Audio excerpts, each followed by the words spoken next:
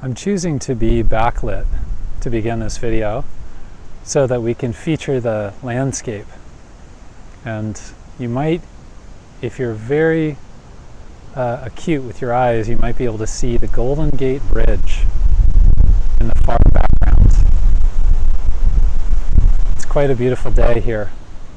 And I wanted to feature the landscape so that we could talk a little bit about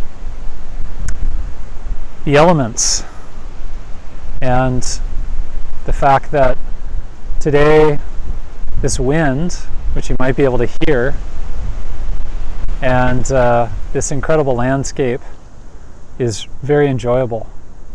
There's so much to appreciate about it. These beautiful trees and these golden hills.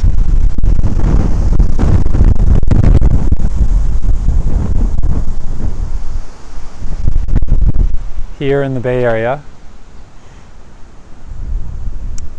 But it's not always like this. We're in fire season, and many of you are thinking about fire season and smoke and the threat of fires. And this same landscape that is so incredible can become incredibly threatening at the drop of a hat. You know, a few lightning strikes or a few careless fires that get loose. And my point today to all of us is to contemplate that. I was thinking about a friend. I was hearing a story of a friend today who was talking about being caught in one of the wildfires here and having to evacuate and spending too much time in the smoke and then getting sick for more than a month.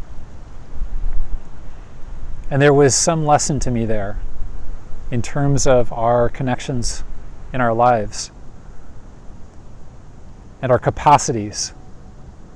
The idea that, you know, our lungs have a certain capacity to breathe, even with dust and smoke and things like that, up to a certain point. And then beyond that point,